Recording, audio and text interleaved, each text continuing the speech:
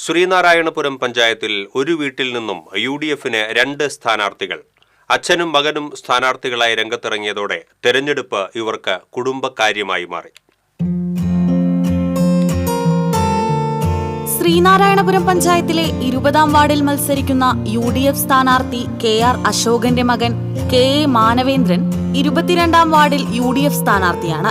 Congress block vice പ്രസിഡന്റായ KR Ashokan 2000 മുതൽ 2015 വരെ 3 വട്ടം പഞ്ചായത്ത് അംഗമായിരുന്നു.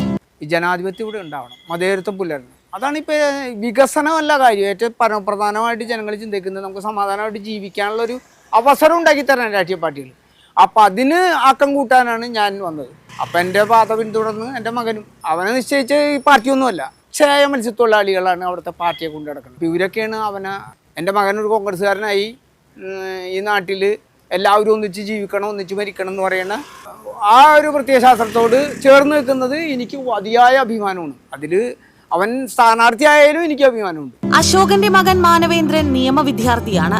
മലയാളം, സോഷ്യോളജി എന്നീ വിഷയങ്ങളിൽ ബിരുദാനന്തര ബിരുദത്തിനും പഠിച്ചു വരികയാണ് ഈ 22 വയസ്സുകാരനായ സ്ഥാനാർത്ഥി. വീക്ഷണം ദിനപത്രത്തിൽ കോളമിസ്റ്റുമാണ് മാനവേന്ദ്രൻ. രാഷ്ട്രീയം എന്ന് പറയുന്നത് വളരെ ജാഗ്രത വേണ്ടുന്ന ഒരു കാലമാണ്. വിഷയമായിട്ടും ഈ പാരമ്പര്യം, പൈതൃകം അത് ഉണ്ട്. കണിശമായിട്ടും അതൊരു വലിയ പ്രചോദനം. ഞങ്ങളൊക്കെ വളരെ എക്സൈറ്റഡ് ആണ്. ചെറുപ്പക്കാരൻ എന്ന രീതിയിലുപരി ജനങ്ങളുടെ പ്രശ്നങ്ങളിലൊക്കെ കൃത്യമായിട്ട് ഇടപെടാനും അത് പരിഹരിക്കാനുള്ള നിർദ്ദേശങ്ങളൊക്കെ അവരുടെ ഭാഗത്തു നിന്നുണ്ട്. നമ്മളത് കണിശമായിട്ട് ഫീഡ്ബാക്ക് ഒക്കെ എടുത്ത് ചെയ്യും. തീർച്ചയായിട്ടും ചെയ്യും, ഒരു സംശയമില്ല. Very confident. അച്ഛന്റെ പാത പിന്തുടർന്ന് മകനും മകന് വഴികാട്ടിയായി അച്ഛനും തിരഞ്ഞെടുപ്പ് ഗോതയിൽ അംഗത്തിനിറങ്ങുമ്പോൾ ഇരുവർക്കും ശുഭപ്രതീക്ഷയാണുള്ളത്. TCV news, Kodungallur.